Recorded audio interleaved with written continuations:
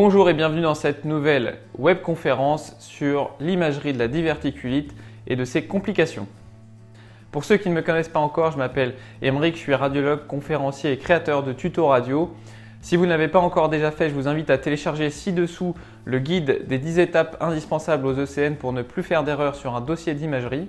C'est un guide d'analyse systématique des dossiers d'imagerie pour les ECN, en particulier lorsque vous êtes un petit peu perdu pour toujours maîtriser finalement le dossier. Et ça vous abonnera automatiquement à la newsletter Tuto Radio pour recevoir tous les conseils et astuces pour réussir en radiologie aux ECN. C'est parti pour cette webconférence sur la diverticulite aiguë et ses complications. Donc l'imagerie de référence de la diverticulite et de ses complications, c'est le scanner abdominopelvien avec injection de produits de contraste. Quelques petits détails sur la technique. L'échographie est une technique qui ne permet pas ce diagnostic. En réalité, on peut faire le diagnostic de diverticulite sur une échographie, mais c'est quelque chose de très difficile.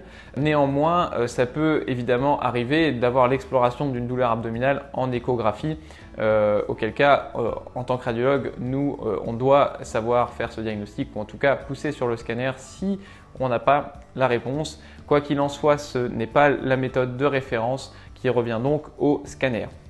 Ce scanner, il est réalisé au temps portal de l'injection pour ceux qui maîtrisent cette partie technique, et si ce n'est pas le cas, je vous laisse vous reporter au guide.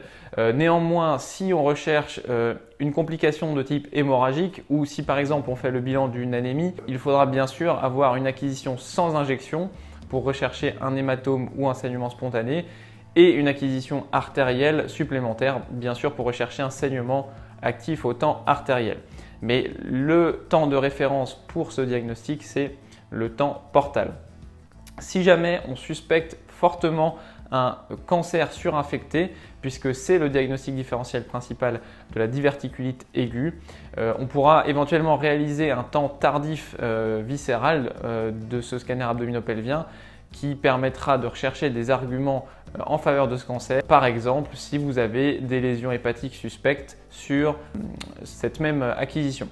J'en ai fini pour cette partie technique. On va passer maintenant à la sémiologie qui fait le diagnostic positif et la recherche des complications de cette diverticulite.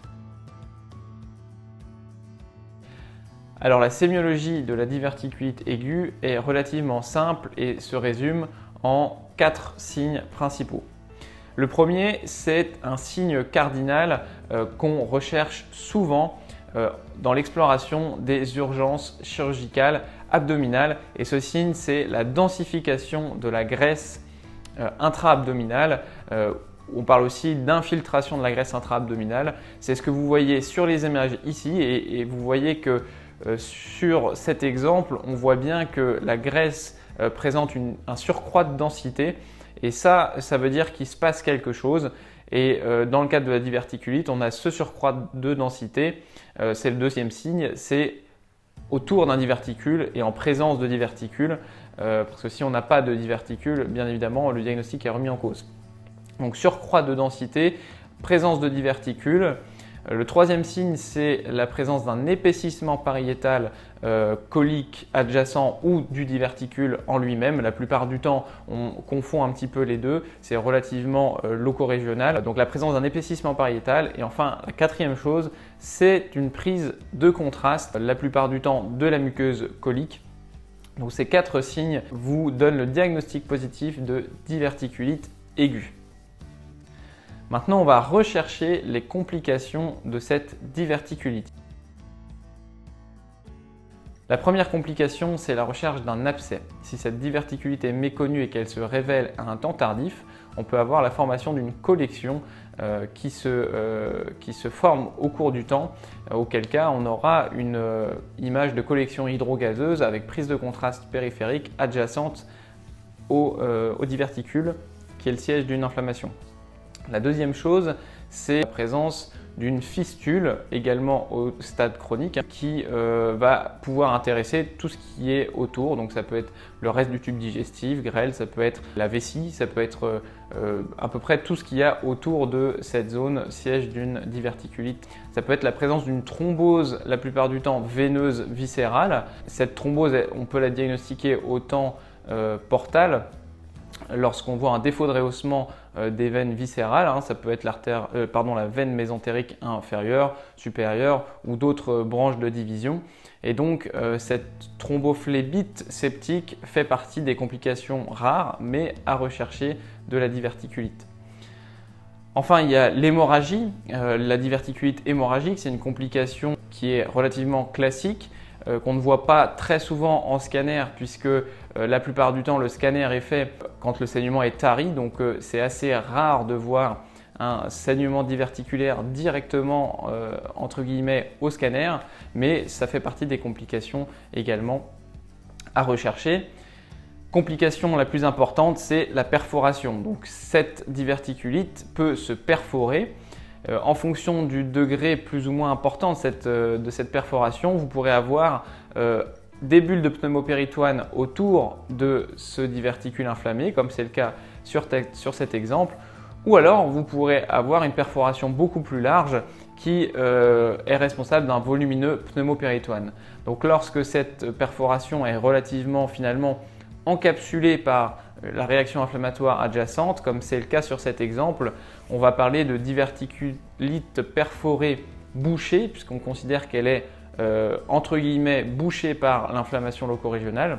Si c'est une perforation plus large, qui n'est entre guillemets pas couverte par l'inflammation locorégionale, on parle tout simplement de diverticulite perforée.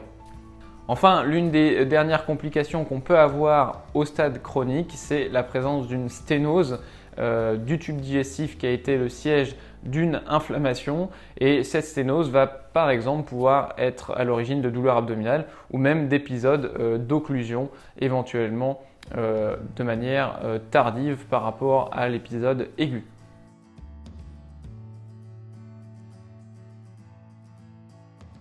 Alors pour résumer, l'imagerie de la diverticulite aiguë, c'est le scanner abdominopelvien avec injection de produit contraste au temps portal.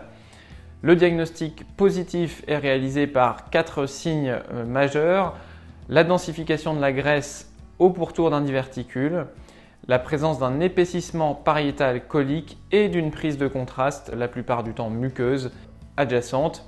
Les complications à rechercher sont multiples. On peut les différencier pour plus de simplicité en complications aiguës et complications chroniques. Dans les complications aiguës, vous avez la présence d'une perforation bien sûr, qui peut être soit bouchée, on parle de diverticulite perforée bouchée, soit plus large, non couverte, on parle de diverticulite perforée tout simplement. Vous avez la présence d'une hémorragie, on parle d'hémorragie diverticulaire, la présence d'une thrombose veineuse, d'une thrombophlébite septique, ou la présence d'un abcès également. Et enfin, sur le stade chronique, on différenciera la possibilité d'un abcès qui peut se diagnostiquer également à distance, la possibilité d'une fistule avec les structures de voisinage, tube digestif, vessie, etc. La possibilité d'une sténose qui peut, elle également, donner par exemple des épisodes subocclusifs ou occlusifs à distance. Bravo pour avoir regardé cette nouvelle webconférence. J'espère que ça vous aura aidé sur cet item. Si vous voulez me soutenir dans ma démarche et que ça vous plaît, je vous invite à vous abonner à ma chaîne, à cliquer sur le bouton j'aime et à partager un maximum de monde autour de vous. Je vous invite également à me laisser en commentaire ci-dessous les difficultés que vous avez ou les prochains items que vous voudriez que je traite.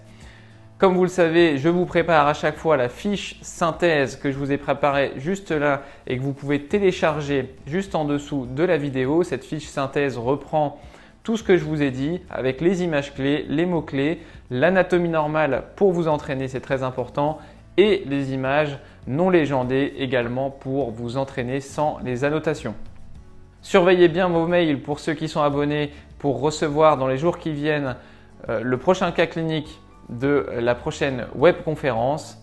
D'ici là, je vous dis bon courage et à la semaine prochaine pour un prochain tuto radio.